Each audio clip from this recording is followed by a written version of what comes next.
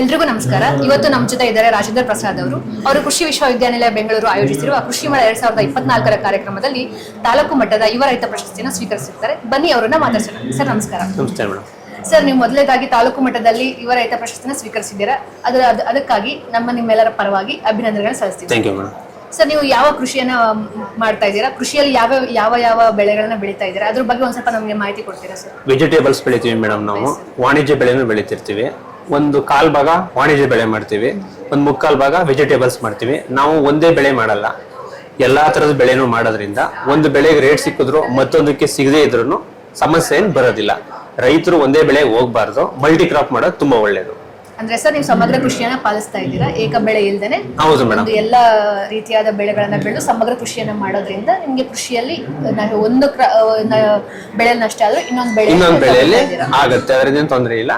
ಕೃಷಿಯಿಂದ ಇವಾಗ ನಿಮ್ಗೆ ತಾಂತ್ರಿಕವಾಗಿ ಹೇಳೋದಾದ್ರೆ ಮುಂಚೆ ಎಲ್ಲ ನಮ್ಗೆ ಯಾವಾಗ ಮಳೆ ಬರ್ತಿತ್ತು ಏನು ಅದೆಲ್ಲ ನಾಲೆಡ್ಜ್ ಇರ್ಲಿಲ್ಲ. ಬಟ್ ಇವಾಗ ನಿಮ್ಗೆ 10 ದಿನದ ರಿಪೋರ್ಟ್ ಸಿಗುತ್ತೆ. ಇದರಿಂದೆಲ್ಲ ನಮ್ಗೆ ತುಂಬಾ ಇವತ್ತು ಟೆಕ್ನಾಲಜಿ ಯೂಸ್ ಮಾಡ್ಕೊಂಡು ತುಂಬಾ ಚೆನ್ನಾಗಿ ಮಾಡ್ಬೋದು. ಅದರಿಂದೆಲ್ಲ ಚೆನ್ನಾಗಿ ಅನುಕೂಲ ಇದೆ ಮೇಡಮ್. ತೋಟಗಾರಿಕೆಯಿಂದನೂ ಚೆನ್ನಾಗಿ ಅನುಕೂಲ ಇದೆ. ಎಲ್ಲಾ ಕಡೆಯಿಂದನೂ ಸಪೋರ್ಟ್ ಚೆನ್ನಾಗಿದೆ ಇವತ್ತು. ಅದ್ರ ರೈತರು ಮಾಡೋರು ಕಡಿಮೆ ಆಗ್ತಿದ್ದಾರೆ. ನಮ್ಮಂತೂ ಯುವ ರೈತರು ಕಡಿಮೆ, ಎಲ್ಲಾ ಜಾಬು ಬೆಂಗಳೂರು ಅಂತ ಹೋಗೋರೆ ಜಾಸ್ತಿ ಆಗ್ಬಿಟ್ಟಿದ್ದಾರೆ. ಮಾಡಲ್ಲ. ನಾನು BSc ಮಾಡಿ MSc ಮಾಡಿ 2 ವರ್ಷ ಬೆಂಗಳೂರಲ್ಲಿ ಕೆಲಸ ಮಾಡಿನೇ ಅಗ್ರಿಕಲ್ಚರ್ ಮಾಡ್ತಾ ಇರೋದು. ಎಲ್ಲ ಈ ತರ ಬರ್ಬೇಕು, ಆದ್ರೆ ಇದ್ರ ಕಡೆ ಒಲವು ಕಡಿಮೆ.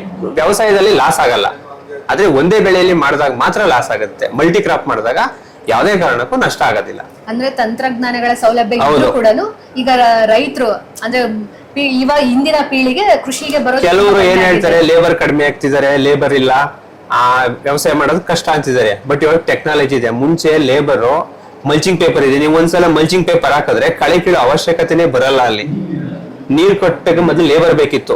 ಒಬ್ಬ ಲೇಬರ್ ಒಂದು ದಿನಕ್ಕೆ 1 ಎಕರೆ ನೀರ್ ಕಟ್ತಿದ್ದ ಅಷ್ಟೇ. ಇವಾಗ ಏನಿಲ್ಲ, ನೀವು ಒಬ್ರು 50 ಎಕರೆ ನೀರ್ ಮೇಂಟೈನ್ ಮಾಡ್ಬೋದು. ಹನಿ ನೀರಾವರಿ ಇದೆ.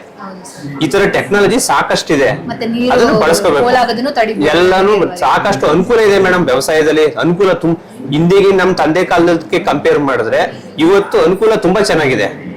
ಎಲ್ಲದಕ್ಕೂ ಹೋಲಿಸ್ಕೊಂಡ್ರೆ ಅನುಕೂಲತೆ ಬಳಸ್ಕೊಬೇಕು. ಬಳಸ್ಕೋಬೇಕು ಮೇಡಮ್. ಹೌದು, ಬಳಸ್ಕೊಳ್ಳೋರ ಸಂಖ್ಯೆ ಕಡಿಮೆ ಇದೆ. ಹೌದು, ನಾಲೆಡ್ಜ್ ಕಡಿಮೆ ಇದೆ. ಬಳಸ್ಕೊಂಡ್ರೆ ತುಂಬಾ ಚೆನ್ನಾಗಿ ಮಾಡ್ಬೋದು ಮೇಡಮ್. ಏನ್ ತೊಂದರೆ ಇಲ್ಲ.